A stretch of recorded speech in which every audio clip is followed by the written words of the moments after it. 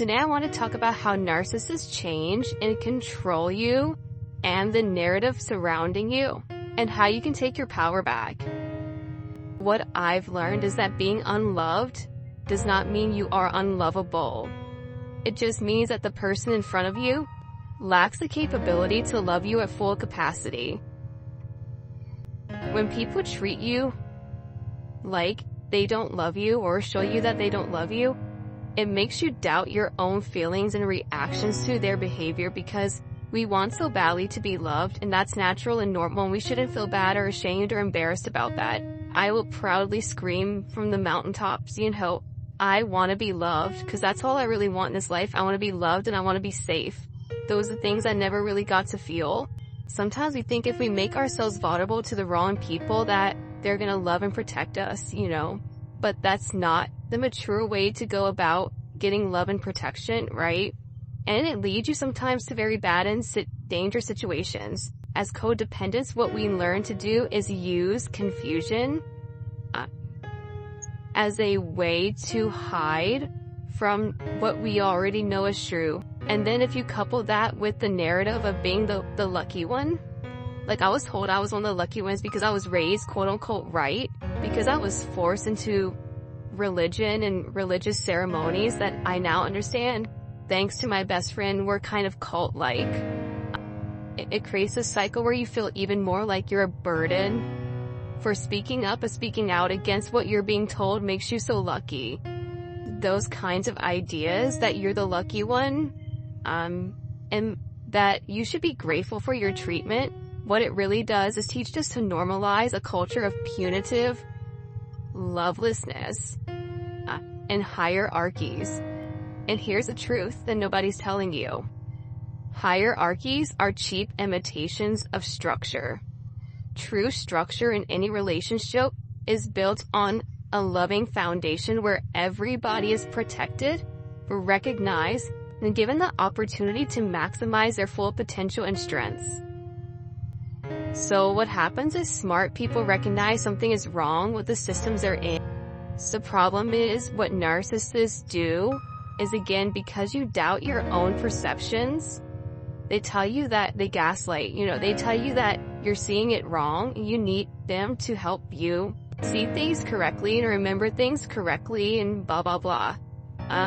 It's very hard when they're presenting your relationship as loving and normal to stand up in a room and say, no, it's not. And I got my first dose of that back when the person who put me in this homeless situation kicked me out. And for a while I was at least able to, it was such a weird situation, you guys, but I was able to at least go over like maybe once a week and do my therapy treatment. And they told me that I couldn't have it there anymore. Out the blue, you can't have it here anymore. I don't want it here, put it in storage. And I'm like, well, I need that. Like, this is a medical thing. And they were like, yeah, basically, well, you gotta figure something out, because I'm gonna throw it away is what they tell me. I'm gonna put it on the street curb for the garbage man. And I'm like, okay. So it was so embarrassing. I had to call around and get some random guys that I don't even know to come and help me move it, because I'm obviously not strong enough, and I have a condition where it makes it very difficult for me to lift heavy things and all of that. So I'm like, this is so embarrassing. And I remember a pivotal moment where one of the guys looked at me and said, oh, well, I'm sure he means well. And something in me couldn't let that man walk away, thinking that this was just some cute little dispute where it was going to blow over and there was no harm being done. I was just overreacting because I wanted my way and didn't, want to put my unit in storage. I just couldn't anymore take the idea of people minimizing this kind of abuse.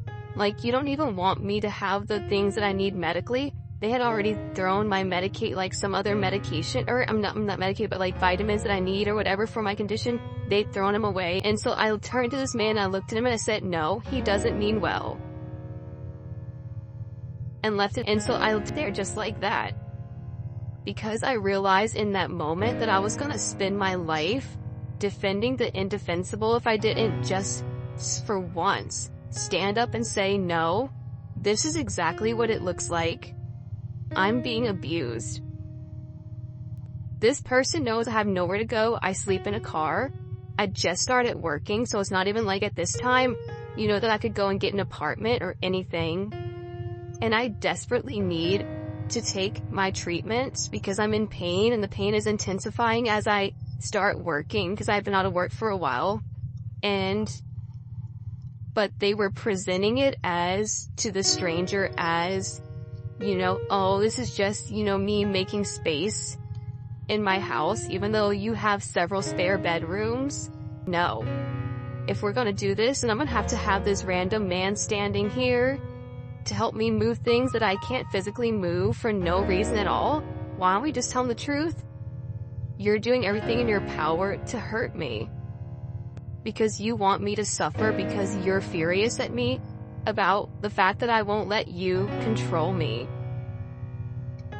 And so, I say all this to say, it can be scary and difficult to try to combat the narratives that these people, I can't give a clinical diagnosis, but whether they're narcissists, or they're, just highly dysfunctional, emotionally immature, whatever they're doing, it's not okay.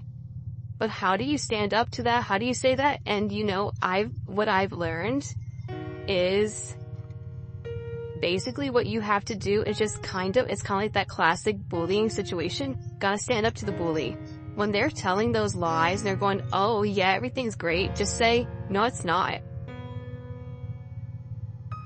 And just let that uncomfortable silence settle in, because one of two things is going to happen. They're either going to get defensive, and this is kind of a little bit of a setup on your part. They're either going to get defensive and say, well, I feel like everything's fine, which opens the door for you to say, how do you feel like everything's fine when, and you lay out the facts. Or they're going to get embarrassed and kind of have to show themselves who they really are by minimizing what you just said, and the other person or people are going to be less interesting because clearly something's wrong. Is she, or he is upset about something, but they just completely shut them down to kind of force them to kind of expose themselves. If you don't want to do that, do it in your mind. One pro tip I say is track your thoughts, whether you do it in an app where you talk about how you feel right after the situation, or you journal. This will help you with seeing your own thoughts, experiences, and validating them. And this will help you start to build an identity away from your abuser. And it also will remind you of your strength and courage. I look back on some of my old journal entries when I first started to get the strength to stand up for myself. And I can see how things were getting more and more intense as I started to assert myself. And I was always respectful because I don't like confrontation, so I was always respectful and hey, this is how I feel, but they just weren't used to that. They were used to basically me tucking my tail or just kind of avoiding altogether. But when it got to a point where I stood there and said, no, I'm not going to let you choose my job for me. I'm going to choose my own job, and I'm going to choose something that doesn't physically hurt me and bring me more pain, because I deal with a chronic pain. It was, oh, you've disrespected me. How dare you undermine me? And it's no, you actually undermine me and my right to choose work that's, not gonna physically and psychologically damage me. So it just helps you to kind of track your own story and see the moments where you were brave and courageous, because you're gonna have weak moments. After you're out of that situation where you're should I go back? Did I overreact? Did I, and it's gonna be good to have something in place for you to say, no, I didn't. I was well within my right to stand up for myself. I was well within my right to feel the way that I felt in that moment. I was wronged. Here's what happened. And here's, the details of that day. Because over time, our memories all get a little rusty, but some things never ever fade. And one thing that you would never forget is how somebody made you feel, because you're going to start to track your own human experience. And the next one, I'm going to tell you how they hijack your identity and how to get it back. If nobody has told you today, you are loved, you are